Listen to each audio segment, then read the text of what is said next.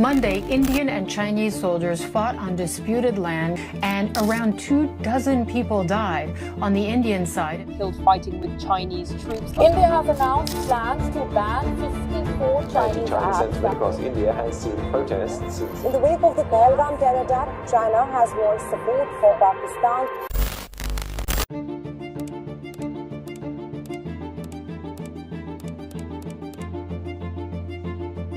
अभी हाल ही में जयशंकर जी ने एक ऐसी स्टेटमेंट दी है जो इंडिया और चाइना के बीच कोल्ड वॉर को एक अनएक्सपेक्टेड फ्रेंडशिप में बदल रहा है, और इसके पीछे एक सरप्राइजिंग फैक्टर है डोनाल्ड ट्रंप के new tariffs. Trump has slapped massive import taxes on India up to 50%. कई बड़े बड़े जर्नलिस्ट कह रहे हैं कि ये 21st सेंचुरी की सबसे पावरफुल अलायंस बन सकती है। सोचो, सिर्फ कुछ साल पहले तक इंडियन और चाइनीज सोल्जर एक दूसरे को बॉर्डर पर मार रहे थे। चाइना हमारी टेरिटरीज को ऑक्यूपाई कर रहा था। इंडिया ने चाइना के अगेंस्ट टैरिफ्स और बैन लगा दिए थे। तो अब सवाल ये उठता है कि क्या हम इंडिया और चाइना के बीच एक अनइमेजिनेबल अलायंस को देख रहे हैं, और इंडिया और चाइना क्लोज क्यों आ रहे हैं? क्या इंडिया यूएस के अगेंस्ट जाके चाइना के साथ चल पाएगा? और अगर इंडिया और चाइना सच में दोनों एक साथ आए तो क्या सच में ये 21st सेंचुरी की सबसे पावरफुल अलायंस बन सकती है? इन सभी सवालों के जवाब आपको इस वीडियो के एंड तक मिल जाएंगे, इसलिए वीडियो को पूरा देखना। तो सबसे पहला सवाल ये उठता है कि डोनाल्ड ट्रंप इंडिया पे टैरिफ लगा क्यों रहा है? देखो, जब ट्रंप ने इंडिया पे टैरिफ लगाया था तो उनका कहना था कि इंडिया रशिया के साथ ट्रेड करके इनडायरेक्टली रशिया यूक्रेन वॉर को फंड कर रहा है। लेकिन अगर हम डेटा के हिसाब से देखें तो दिसंबर 2022 से लेकर जून 2025 तक इंडिया ने 38% ऑयल रशिया से इंपोर्ट किया है, जबकि चाइना ने टोटल 47% ऑयल इंपोर्ट किया है। मतलब अगर ट्रंप को रशियन ट्रेड से दिक्कत होती तो उस हिसाब से चाइना के ऊपर इंडिया से ज्यादा टैरिफ लगना चाहिए था। और इसी दौरान यूरोपियन यूनियन भी रशिया का सबसे बड़ा बायर था, जिसने 51% LNG गैस और 37% पाइपलाइन गैस परचेज की थी। और यहाँ तक कि खुद अमेरिका ने भी 3 बिलियन का माल रशिया से इंपोर्ट किया था, जिसमें फर्टिलाइजर, पैलेडियम और इनरिच यूरेनियम था। इन सब डेटा को देख के हमें एक चीज तो समझ आती है कि ट्रंप का असली टारगेट रशियन ऑयल नहीं बल्कि इंडिया का एग्रीकल्चर सेक्टर है, जिसका मार्केट प्राइस लगभग 99 ट्रिलियन है। एग्रीकल्चर इंडिया के लिए सिर्फ एक इकोनॉमिक सेक्टर नहीं बल्कि एक लाइवलीहुड है। 150 मिलियन इंडियंस डायरेक्टली इस पर डिपेंड करते हैं। सब पॉलिटिकल पार्टी, चाहे वो बीजेपी हो या कांग्रेस, इसी बात पर एग्री करती है कि एग्रीकल्चर सेक्टर को फॉरेन कंपटीशन से बचाना चाहिए। अपने किसानों के, पशुपालकों के और मछुआरे भाई बहनों के हितों के साथ कभी भी समझौता नहीं करेगा। अगर हम कंपैरिजन के हिसाब से देखें तो इंडिया का एवरेज फार्म साइज 0.74 एकड़ है, जबकि यूएसए में 188 एकड़ है। अमेरिकन फार्मर्स के पास एडवांस मशीनरीज हैं, 3 से 5% का चीप क्रेडिट है और हैवी सब्सिडीज है। On the other hand India के फार्मर्स के पास छोटे फार्म्स हैं, हाई इंटरेस्ट लोन्स हैं और कम टेक्नोलॉजी है। एग्जाम्पल के लिए मिल्क, इंडिया में दूध 50 रुपए प्रति लीटर बिकता है। अगर यूएस सब्सिडाइज मिल्क भेजे तो लैंडिंग प्राइस सिर्फ 32 रुपए प्रति लीटर होगा।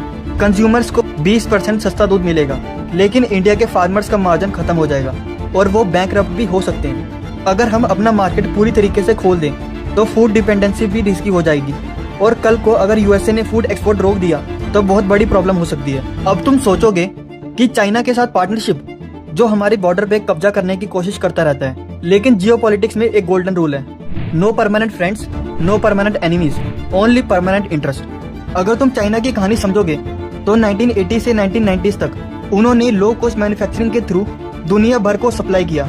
इससे 800 मिलियन लोग पॉवर्टी से निकले, लेकिन आज उनके वेजेस बहुत बढ़ गए हैं। 2005 में जो रेट पर आवर $0.79 था, वही बढ़कर 2021 में $6 प्रति घंटा हो चुका है। मतलब लो मार्जिन मैन्युफैक्चरिंग उनके लिए सस्टेनेबल नहीं है, इसीलिए वो अब हाईटेक और हाई वैल्यू चीज़ों पर शिफ्ट हो रहे हैं। जैसे BYD जो पहले बैटरीज बनाती थी, अब टेस्ला जैसी बड़ी कंपनी को कम्पीट कर रही है। और अब जब चाइना लो मार्जिन मैन्युफैक्चरिंग से निकल रहा है, तभी इंडिया को उस सेक्टर में घुसना है, क्योंकि इंडिया को जॉब चाहिए। मतलब चाइना के लिए हाई वैल्यू और इंडिया के लिए लो कॉस्ट मैन्युफैक्चरिंग। इसका मॉडल Xiaomi ने ऑलरेडी टेस्ट किया है, जो डिजाइन तो चाइना में करती है लेकिन असेंबली इंडिया में करती है। इसी से दोनों को फायदा हुआ। दोनों साथ आए तो 2.8 बिलियन कंज्यूमर का मार्केट बना, जो दुनिया की 32% पॉपुलेशन है। पूरे इकोनॉमिक्स के पॉइंट ऑफ व्यू से ये अलायंस एक्सट्रीमली पावरफुल हो सकती है, लेकिन एक प्रॉब्लम भी है। इंडिया यूएस पे डीपली डिपेंडेंट है। 2024 में इंडिया यूएस ट्रेड 118 बिलियन का था और हमने 45 बिलियन का सरप्लस मिला। हमारी डिजिटल प्लेटफॉर्म जैसे email, WhatsApp, Android, chat GPT सब यूएस पे डिपेंडेंट है। यूएस हमारे सबसे बड़ा फार्मा बायर है, जिसका एक्सपोर्ट लगभग 40% है। और इन सबके अलावा टेक्सटाइल्स, केमिकल्स, जेम्स सब यूएस मार्केट पे डिपेंडेंट है। और डिफेंस में भी अब यूएस थर्ड लार्जेस्ट सप्लायर है। देखो 2008 तक इंडिया और अमेरिका के बीच डिफेंस कॉर्पोरेशन लगभग 0 था। मतलब अगर हमें अमेरिकन सिस्टम अडॉप्ट किया तो अगले 20-30 साल तक उन्हें पे डिपेंड रहना पड़ेगा।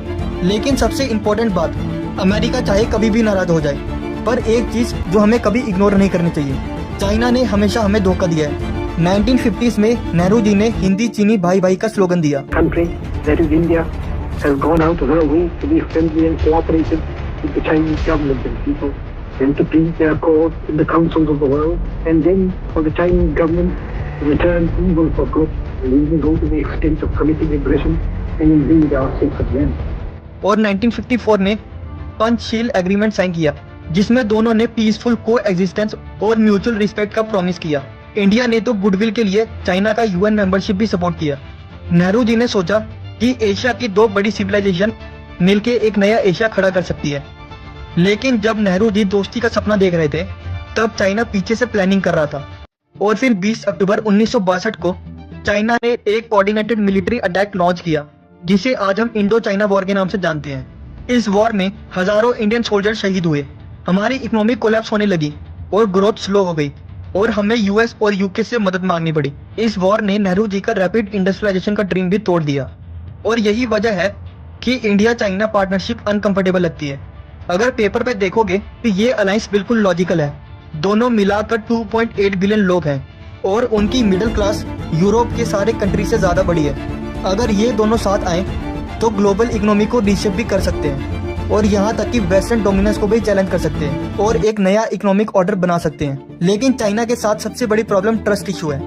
नेहरू जी के टाइम पे भी चाइना ने पीछे से अटैक किया था, तो आज भी सवाल वही है, क्या हम चाइना को कभी अपना सच्चा पार्टनर मान सकते हैं? कमेंट सेक्शन में जरूर बताना। अगर वीडियो अच्छी लगी हो तो वीडियो को लाइक और चैनल को सब्सक्राइब जरूर कर लेना, क्योंकि ऐसे इंटरेस्टिंग वीडियोस हमारे चैनल पे आते रहते हैं।